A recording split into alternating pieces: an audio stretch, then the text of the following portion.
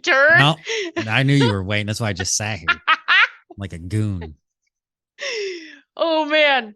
What was something funny if it would be like, oh, you know why camping is a good time? Because it's intense. Fuck. Oh, it's Genergy. Put in your booby rocks. Live your best life. Keep doing you.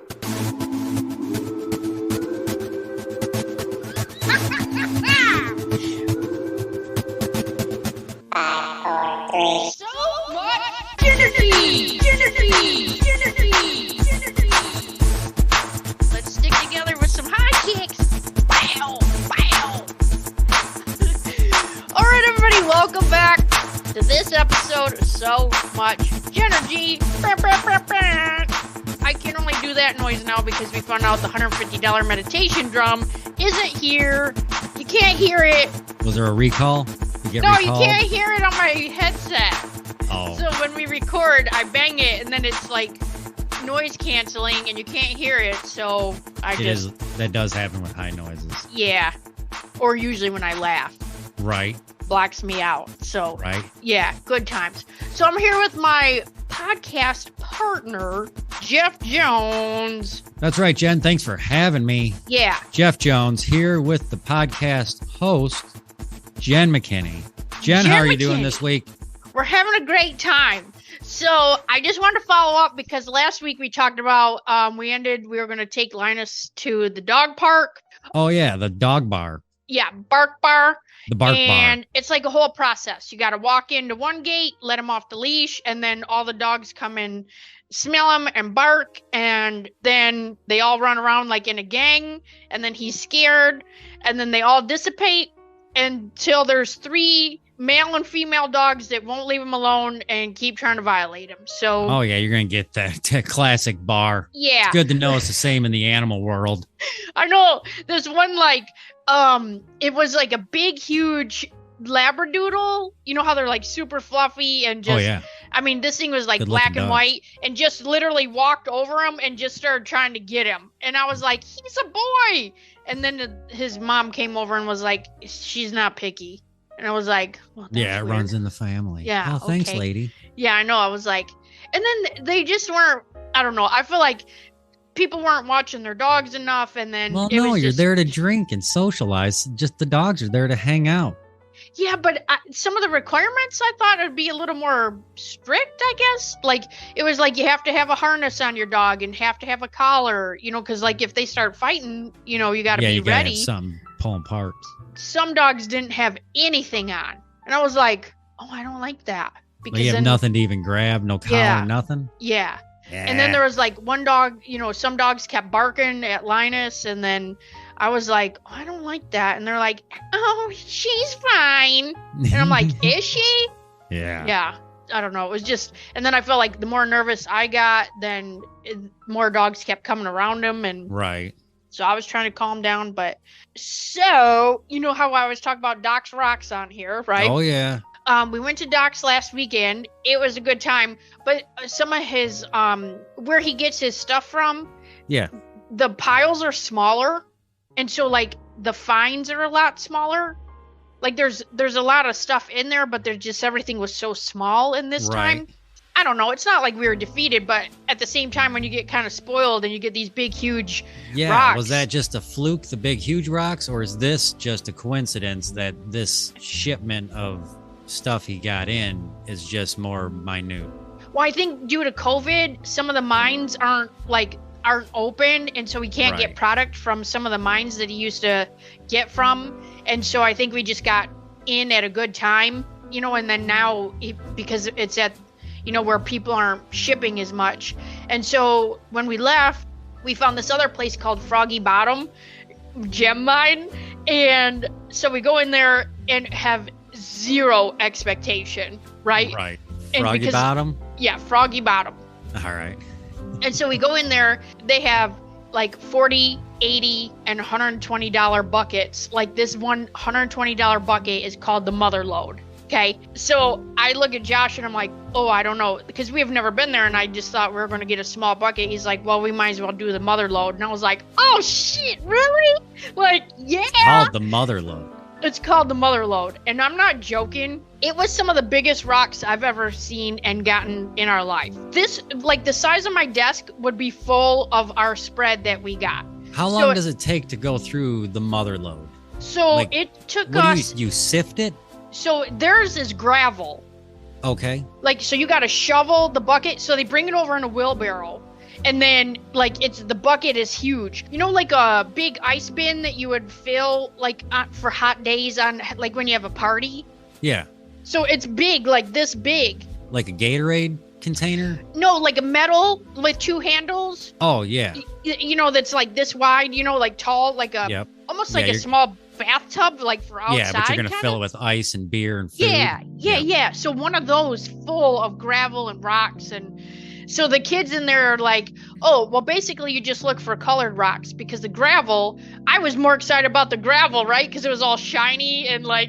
Do not be lured in by the gravel. Yeah, and I was like, oh, that's just gravel? Okay, just kidding. But you do get a sifter, but you get like a little spade shovel, and then, or like a little garden shovel, and then you get like a bigger handheld shovel. Right. And do you ever just show up with your own tools? I'm surprised by this point you don't just carry your own tools and have like your own apron with like your own engraved No, because it's part of their process. You know what I mean? Oh, I didn't know if you just show up and like you open up a briefcase and then all of a sudden you're like, well, it is funny because Josh is like, oh, what's this? Like, look at this. What's this one? But I already know what it is before, you know, he has to look at like the little reference sheet that they have on the wall. But dang, like we got this one piece of amethyst that was literally like so big. It was like this big, just a big, huge crystallized chunk. I just started crying. Like I couldn't believe it. You know what I mean? And when Josh there was one spot, like we hit the bucket and he's like, I think that's the bottom. And I'm like, I think that's a rock. And it was a rock, and it was huge. And nice. I don't know if you've ever seen tiger's eye when it's raw, but it's just as shiny when it's raw. I did not expect that. Is that like an amber color? Yeah, so you know how like when you move it, it kind of looks like a tiger's eye? Yeah. Like it's, you know, kind of got that like... Kind of like a cat's eye marble? Yeah, exactly. Yeah. Yep. And so I just didn't expect it to be that iridescent when you move it as a raw rock. You know, I thought when you polish it, that's what made it shiny, you know, or iridescent, and that's not it at all, which was crazy. Yeah. Nice. And then, you know what's super crazy is when we did the LO Palooza this year. Yeah. I did a little build a booby rock box. Oh, yeah. And in the box, I had purchased a whole set of Dalmatian jasper, which was the little white stones with little black dot. Mm-hmm. Come to find out, those are for joy, which I didn't know. I just ordered them because I was excited about what they look like. Right. So when we get here, the very first piece I pull out of the big, huge bucket is a big piece of Dalmatian jasper that's like this big. I mean, like the size of bigger a softball than my hand. Or a tennis ball. Oh, like as big as my hand. Oh, like a Canadian bowling ball. Yeah, yeah. It was huge. Right. And then we found a whole bunch of that. Yeah. And then at this place, you get 2 free cuts. So you get 1 cabochon and 1 gem cut. What's a cabochon? So cabochon is flat on the bottom and it's rounded on the top. So like for jewelry, you can make like a little pendant, a brooch, a ring. Do they give you both halves? No. They don't have it. You pick which stone you want them to cut, and then they.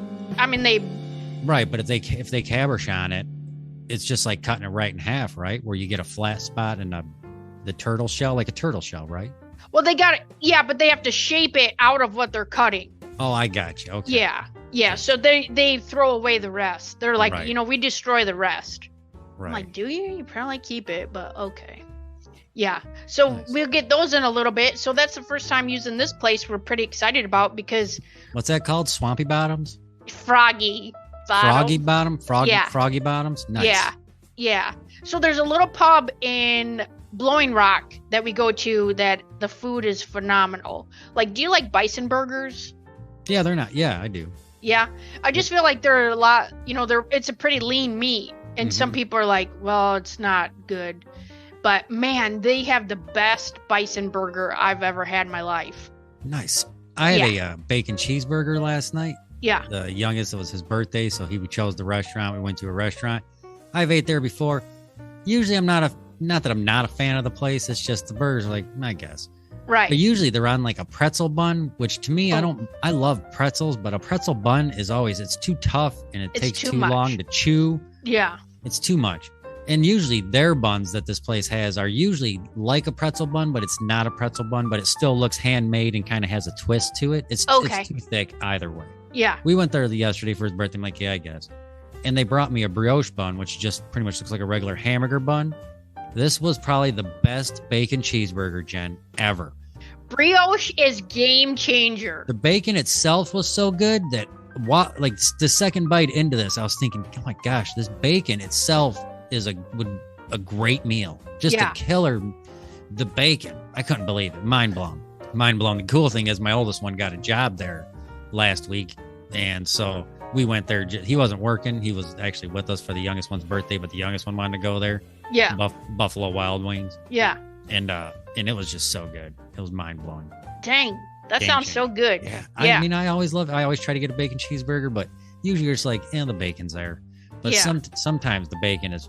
Do you tell them how to cook the bacon though? No, I just order it. Oh, sometimes we always tell them extra crispy. That is usually when I like it. It's usually extra crispy. It's when it's not. It's when it's kind of chewy. Yeah. Like when it doesn't crisp, it just tears, and you're just like, and it's stuck in your teeth and shit. I like it crispy enough it doesn't get stuck in my teeth. Yeah. We usually say, can you make the bacon crispy if we get something with bacon on it? Yeah, I usually order tater tots like that. I try to get hash browns like that. I'm always like, can you just burn them? Like when you think they're done and the guy's like, here, these are good, a little bit more. Yeah. I think it's because growing up, Dad always made fried potatoes with everything. So I always like the burnt ones. Right. Same. So how to go with your gong paint? Oh, Jen, I did paint 2 meditation gongs that I had pour painted out of symbols. Here, check it out. Here's the first one, okay? Check this. If you can describe it, I'll hold it up here to you. Ooh. Can you see it? It's got purple, gold, silver, it kind of looks very blue. peacockish to me. It is very peacockish. Yeah. This was like my purple, first greens, attempt. Blues. Yep. Ignore this over here. This was some cast off from. So basically, after I did this, I realized that the paint is too thick and it takes away from the resonance of the gong itself. Okay. Gotcha. To really give it that reverberating of like. Oh yeah. So the paint was too thick. Okay. So I painted a second one. I thinned out the paint a lot. And I actually, for the first time doing any pour painting, I spun it. I have like a Lazy Susan. Oh, yeah. That I had bought when I started doing pour painting just to kind of turn things while you're working on it. Yeah. And I've seen people use it to like put records on and pour paint and spin the crap out of it. And like, and I noticed when I do that when they do that on the records, they always comment like it really thins the paint out. And I'm like, that's what I need. So I spun this one, did this one here, if you can see it. Yeah, I love that. I only used red, orange, and yellow with a little bit of white, but I put some silicone in with the paint to kind of give it these cells.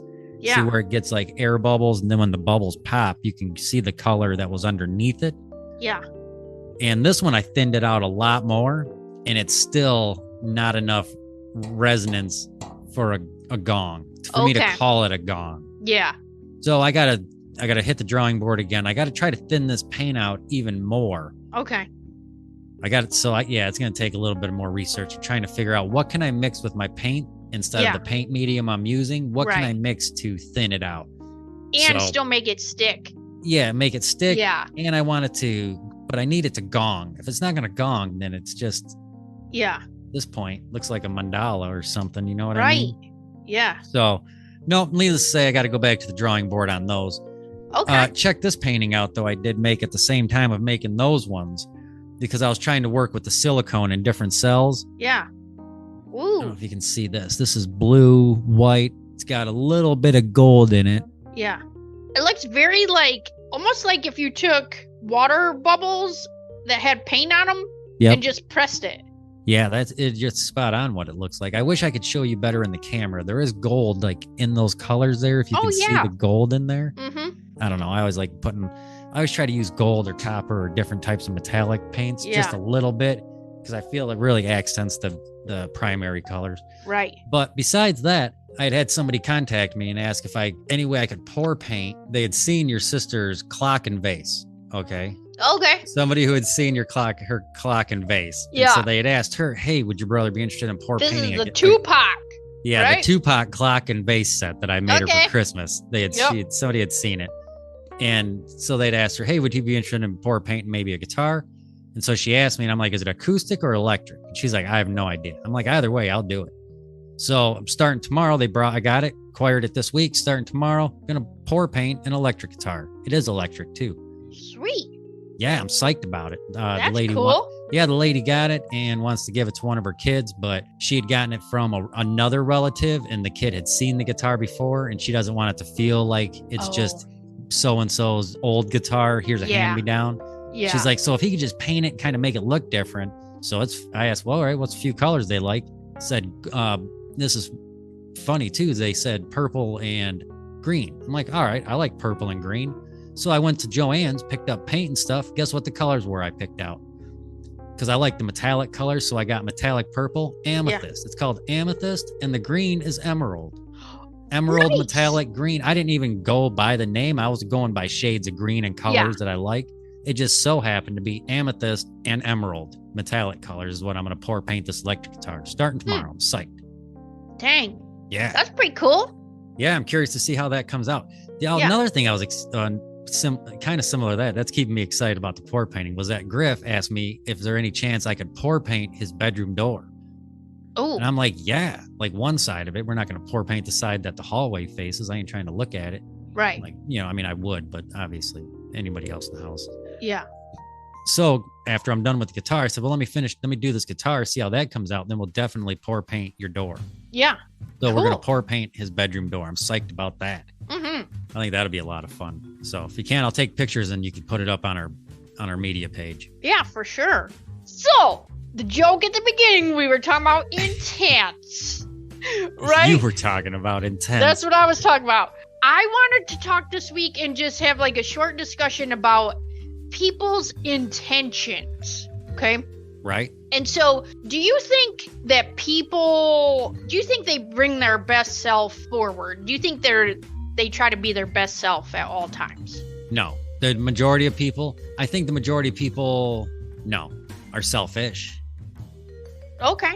That's, you know what I mean? So I guess, I don't think they put their best self forward, but I think they put forward the version of themselves that they want you to see. Okay. Like if you think about it, every single person that you've ever met in your life has a different opinion about who you are. Sure. Whether it's a person at the grocery store or a teacher you've had or your best friend, no two people have the exact same impression of you. Right. Well, and they're bringing it, they're seeing you through their own filter. Right.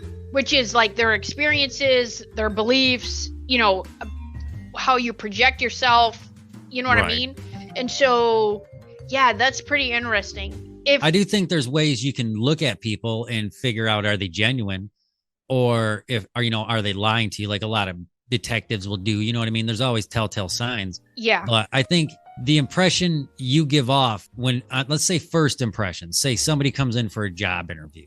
Okay. You know what I mean? Yeah. That first impression, it's very hard to change that. And I hate to say it, it's always, no matter what, it's going to be physical. It's going to be a physical impression because they have nothing else to base it on if you've had no other communication prior to that. Like a job interview, they only look at a piece of paper, they can look at it, see my education, see everything. But when I show up, if I look like a mess, it doesn't matter what's on that resume probably. Yeah. And you know what I mean? What's weird is if I have like a sketchy looking resume, not a lot of experience, but I show up and I look confident, I look clean cut, I'm well mannered, I shake hands, I do everything. It probably is not going to really matter what's on that paper, depending on what the job is, obviously. Sure. You know what I mean? A lot of it's based on physical first impressions, I believe. Yeah. And it's hard to change that after the fact. Yeah, yeah. Josh made a statement to me one time. He said, you always see the best in everybody. And I feel like I do see the best because that's almost like that's what I put out there. I mean, because I'm just me all the time. Just that's my authentic self. Right. And so I want them to be their authentic self, which is like if they're at their best, then that's what they show me. Right. And so when we were talking actually about this topic, it was interesting because I can feel a lot of times when somebody's not genuine, or it'll be like a gut feeling, or a lot of times I'll just hear like, oh, that's some bullshit. You know what I mean? Right. And I think a lot of that could be their physical signs they're giving off. Are their eyes looking to the left? Not like to the left or to the right, but are they like, look, you know what I mean? Is their feet like, if their feet is facing the door, they're trying to leave regardless. If their feet aren't facing you and you're talking, if there's no eye contact and the feet aren't facing you, then that instills they just want to be anywhere else. Oh, that's interesting, because like if I'm across from somebody and they're very intense energy and I don't want direct energy contact, I turn sideways so that doesn't get like almost in my heart space. Right. And by doing that, though, you're giving them the impression of disinterest. Sure. By looking off to the side. I guess it depends. If you're the one doing the talking and you're kind of looking off to the sides, this and that, then I don't know. I think that's different than if they're talking to you and you're looking off to the sides. Or if your feet are facing the door, your arms are crossed or your legs are crossed. You know what I mean? Yeah. All those barriers that people put up. Yeah. I've read in the past, looking up things to like before I go into an interview with, and that's kind of where I heard the foot thing, and I started paying attention to that on people, is when people are sitting down and they go to stand up, if their feet automatically point at the door, they want out. Oh. But if they stand up and their feet are still pointing at you, then they just comfortably stood up and are comfortable with what's happening. Yeah. You know what I'm saying? But right. That's how I don't know. It was one of the telltale signs as far as like, how do you think you did at that interview? Okay. Well, at the end, if they stand up or they come around a table or they stand up and start moving right away, they want out. Even if it's their office, they want out. You know I think too, the biggest sign that I've noticed, crossing your arms to block you off, like nothing's getting out and nothing's coming in. Yeah, that is definitely it's a defense or a wall that you put up, or a barrier, and it won't let other things in. Your mind won't comprehend that. Yeah. Oh, it's an automatic block, and it blocks your solar plexus too, which is where you feel. Right. And so when you do that, you do block people off. And the other thing too is when you say, I know. Yeah, I know.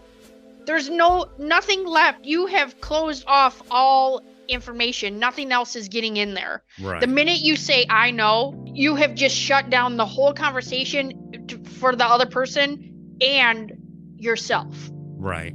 I know. I was going to say I know, but I was trying not to say. I hear you. No, but I mean, like, when it's very hard. So I was thinking of, when you're in a training capacity. So if you're trying to train somebody and they're like, yeah, I know, then, okay. Well, that person, their energy and words and all their language, all the signs have pointed towards, I'm done listening to you, and there's nothing else to say about that.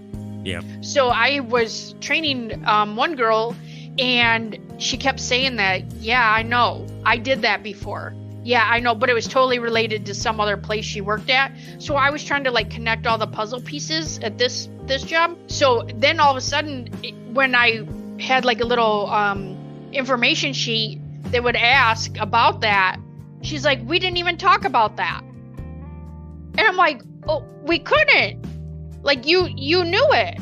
You knew the answers. So she's like, no, I knew it from the last job. And I'm like, okay, but you said, I know, and then made it very clear there was nowhere to go in the conversation. Right. So we moved on. Yeah. Right. She's like, well, I don't know how it applies now. And I'm like, exactly. You're like, I was trying to show repercussions. Your actions then had repercussions now. Right. So it's just very closed-minded. And so I think I find that if you have those great conversations, like you ever just meet somebody and you can just have like any conversation and say anything that you want, no matter what, and know that you're not being judged. Yeah. And another kind of along them same lines is that if somebody does talk to you, you have those conversations with people where they are just opening up and they're telling you, like, even if it's somebody you just met, and they're telling you about their faults and this and that, then that person probably is being genuine, because if they're telling you crappy stuff about themselves, not being a downer, but if they're just like almost telling you about some of their they're just that comfortable with you that they are probably more than likely being honest. Right. Most people don't lie about tripping and falling on the way. Like, you know what I mean? Yeah. Like if I have an incident in the parking lot, like on my way in the store and I trip over the curb, fall and roll across the snow, when I go into Rite Aid, you better believe I'm looking at the first person. But John, I just ate it out there. Like, you know what I mean? I'm still still recovering. Yeah. You know? And then some people are like, okay. Like, I do feel like some things in life happen where you almost need to justify, like, did you just see that? Right. You know what I mean? I do think, though, to give off the impression of that you are being your most genuine self, I think all you have to do is be honest. Right. I think if you're just an honest person, you don't have to work so hard at. Like, again, this comes the guy I work with. He lied, like, it's a ridiculous amount. This guy will lie on top of a lie, and then lie to the point that he's already contradicted his first lie all in one conversation. It drives me nuts. But he works so hard at all of the lies that when you physically see him and he's talking to you, it's almost like he's so tense. You know what I'm saying? Like the way he's even standing, because he's concentrating so hard on like the bullshit he's telling you. Yeah. And you just want to be like, stop. I got other shit that I could be doing right now. I don't need to listen to this. Yeah. Like I don't know. If you just are honest all the time, you'll come across a lot more genuine, I think, and you'll just make people more comfortable and at least want to talk to you or associate with you and not. Yeah. I did want to share too, like now that you've said that made me think of this is, when somebody says something and, when somebody's saying something and you're agreeing with them just for the sake of agreeing with them, but might not believe it. Right. When you agree with them, your unconscious mind believes whatever you're agreeing to. Oh, yeah. So if you say like, hey, this guy at work sucks. And I go, I know. Tell me about it. Right. You just agreed. And now that's just going to enforce to that guy who's going to carry it on. And not only that, but probably to the next person, be like, dude, that guy sucks. And then when they're like, oh, no, that guy's okay. Like, he paid for my lunch the other day. Be like, well, Jeff and I think he sucks. Right. Because I did agree with him just to get on with my day. Right. But what I'm saying is, like, if you don't agree, you don't, I mean, I'm not saying be argumentative. You don't have to, there's some conversations I have with people, even family, when they'll say something and I just sit there because I don't agree with it and I'm not about to argue. Right. So even though when I'm on the phone, I just shake my head no, because I don't agree with it and I don't even want to believe it and let it in there. And just try to change the subject. Yeah. So I just wanted to share that because once you agree and then all of a sudden it starts messing with your beliefs and the projections that you're putting out there and your own mind, because a lot of times when you talk about other people, your unconscious mind doesn't even know that it's about that person. Right. So when you're like, oh, I hate so-and-so, all your unconscious mind hears is hate, Right. Oh, yeah. And so then it gets ugly for you. So, crazy. And again, that's just, if you tell the truth all the time, you're going to come off as a genuine person. Oh, man, I didn't want to say genuine there. What's the word? It starts with authentic. Authentic. Dang. Yeah. I was going to say artifact. Yeah, no. Antarctic? What am I thinking? Authentic. Yeah, I think when people are, like, oh man, authenticity, like if you ask somebody like, what's authenticity to you? You know what I mean? Like, I don't know. I feel, I just got chills. I think it's just being you, being original, being honest. It's just being 100% you. If you don't lie about anything, you don't have anything to work at. Right.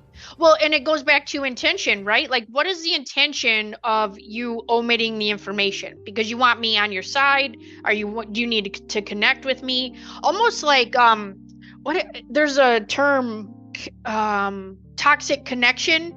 So it's like, if you and I hate the same guy at work, now we have a toxic connection because we both hate that other person. Like smokers too, like that, if that's a habit, you would never talk to those people any other way, but now that you all smoke, you all go outside. Right. And you know what I mean? Oh yeah. I do know what you mean. Because I'm a smoker. I've had those relationships with people. Right. People I went and talked to in work, but outside when you're left just standing there looking at each other. But really, what's the intention? And what's the intention of lying? Like, what do you need from that? What, like, attention. But I think some people get addicted to the feeling of telling a lie. Like, ooh, they almost get a fix from it. Or they want to be that person that you know in your life. Yeah. That like, oh, that's Carol. Like, man, that she has bad luck. Like, things are always happening to Carol. Yeah. Meanwhile, Carol's full of it. Carol doesn't do anything.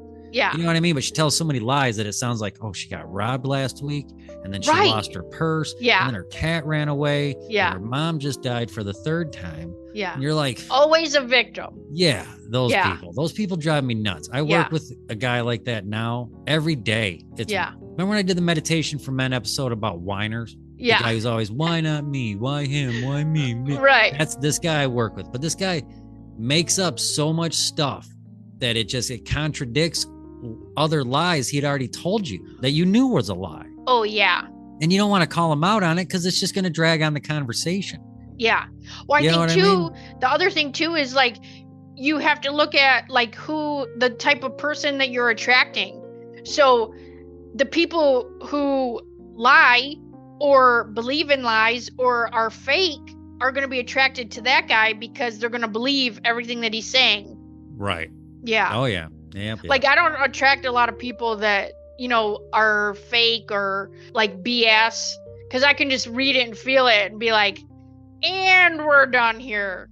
No. Okay. In my personal life, no, I don't. But it sucks is it seems like because I meet these people at work. It's like at a place where I can't not have to associate with them. If I didn't work here, I wouldn't be hanging out with this guy. Yeah, I know. So really, like, if you're having, I mean, I can tell you, if you don't think you can just automatically shift in one hot second, I'm here to tell you that you can, because I know this is a terrible example, but I'm not going to lie about it. I did lie when I was 14 and I came home. I can't remember what happened. And I remember, I'm pretty sure mom like slapped my face off. Right then, I remember specifically, like, this will never happen again. Like, I'm not doing that ever again. And I didn't even, well, last week I did tell somebody, I'm like, oh, that was a total accidental lie, because I said one answer and I'm like, oh, the accidental lie, that's this answer. You know, it was like work information. But right in that was an energy shift of like making a conscious decision of, this is never happening again. I'm not doing that again. All you have to do is just do something different. You know what I mean? I'm not saying everybody's out there lying. I'm just saying, like, if you're trying to be more authentic. Right. I'm not saying that, like, the world, you know, obviously everybody does lie. I'm not saying that, like, don't trust anybody. Right. But if you know the signs, it'll at least let you know this person is being authentic or this person is not, and they're not worth your time. Yeah. I'm just saying your life gets so much easier when you are authentic, because all the right people will come into your life. Things will be easier. You'll attract the right jobs, circumstances. You know what I mean? It just becomes so much easier. I find it's just, this is going to sound kind of backwards, but you know why I feel that I am more authentic and honest with people is because I have a crappy memory. I can't remember a lot of shit. I sure can't remember lies I've told people. Yeah. And so I do find it's a lot easier just to be honest, because then 3 years from then, when they're like, oh, hey, remember that time you said blah, blah, blah? Maybe I do, maybe I don't. But chances are I probably did say that. You know what I mean? Yeah. Blah, blah, blah. If you just, I don't know. I feel like I have to be honest because I don't have good enough memory to remember shit. Yeah, like the guy at work, like he'll lie, and then by the end of the story, lie again about a lie he's already lied about. Well, and then what it does is really that messes with you, because then you're asking yourself questions during the conversation, so you're not even paying attention to what he's saying. No, because I'm not in listening. your mind, you're trying to figure out. Honestly, in my mind, I'm usually trying to skip episodes on a podcast I already have going on in my other ear. And I hate to say it, but a lot of my answers to this guy is like, I know. And I don't even know what I'm agreeing with. And that's what makes me nervous now that you brought it up this episode, is what have I agreed to? Only just because keep shaking your head no. Like, you know what's funny? I do the opposite. I'm always like, right? I always have the yes nod and the eyes that are don't like. Don't let that in there. Yeah. I have no idea what I've been agreeing to. Yeah, see? All right, so today's lesson is don't lie. Just be authentic. And be authentic, be genuine, be yourself, be honest. And if you do that, your intention comes through. Right. And if you do that, you'll pick up when other people aren't. Yeah. Or when they are. Yeah, for sure. And one last thing I wanted to share before we head out this week is that your body is like just a whole receiving organ. Some people might not believe it, but we take information into our bodies, right? Like through our eyes, ears, nose, mouth, and through touch, skin, right? So you're taking information in your body. Also, if you're kinesthetic, you need a minute to process information. And so it like goes through your body and then you can respond. So if you are kinesthetic and you need a minute, so when somebody's like, hey, I need an answer, and then you need a minute to process, like a lot of times you'll feel it in your stomach. You know what I mean? And this is really for anybody, not just kinesthetics. This is so if somebody's putting a lot of pressure on you, or if you have to make a big decision, sit with it, ask yourself in your body, what if I said yes? And you'll feel it. Or what if I say no? And you'll feel it. And it'll be two totally different feelings. I can't tell you what it'll feel like, but you'll know it's two different feelings. One for me is it feels like I get punched in the stomach. The yes for me is like ocean calm to me. Like you know when you're like floating on your back and it's just like calm and quiet? Yeah. That's what yes is for me. So there's times where I'm like, ooh, should I be doing that? And it's like, yeah. And I'm like, okay. Or I'm like, what if I say no to that or yes to that? And it punches me in the stomach. I'm like, hard pass. I cannot. And so your body will tell you, you know what I mean? When people are like, ooh, that's woo-woo and stuff. No, it's just science. I mean, your body is taking information in all the time. And so use it to your advantage. Right. Yeah. Whew. All right, Jeffy. Well, we will be back again next week. Yes, we will. Some other funky, fresh topic. Yep. Maybe I'll have that guitar done by then. I can show you that as well. Oh, yeah. Let's do that. Okay, cool. Sure. Well, I will see you again next week. Have a good one. All right. Peace. Okay.